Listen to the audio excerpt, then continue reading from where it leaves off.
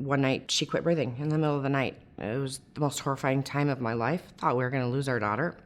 Called the ambulance, brought her to Iowa City, and thank God for this hospital, because we may not have our daughter today.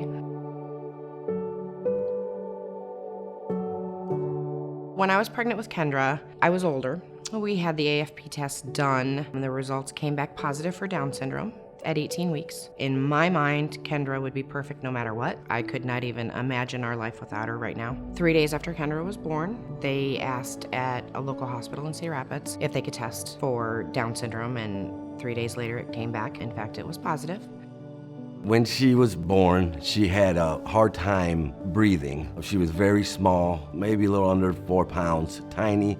She was premature, and we had to stay at the hospital for about 3 weeks before she was able to leave. She kept on honking.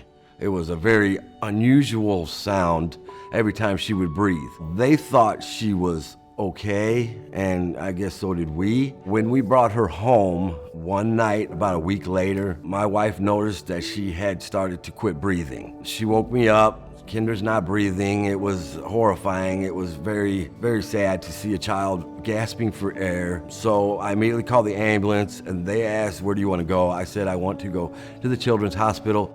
At that point, she was diagnosed with laryngomalacia and subglottic stenosis, one which being the softening above the voice box and one being weakening of the cartilage below the voice box. Dr. Kakbrunski and her team performed a supraglottoplasty, which widened her airway to help her breathe normal again. When she was in for her last set of tubes in 2017, she aspirated during surgery. At that point, she was put in ICU for a few days. Then they found out she had yet another diagnosis. She was diagnosed with tracheomalacia, and that is the airway can collapse when she coughs, breathes, even eats. So when she gets worked up about something, a lot of times she gets, a coughing spell that causes her trachea to collapse. The doctors and nurses, the staff are just phenomenal. They know their business and they take care of these children to no end. There's lots of different things that can be associated with Down syndrome. They can have major heart problems, bowel problems, stomach problems. We are very lucky Kendra has none of that. She does have hypothyroidism and has been on medication since she was 6 months old.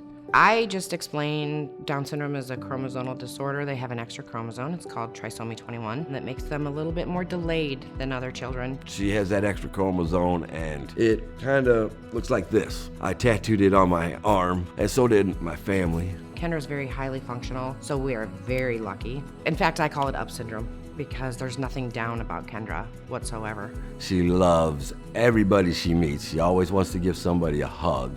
She does have a heart of gold. She is just like an angel sent to me and my wife.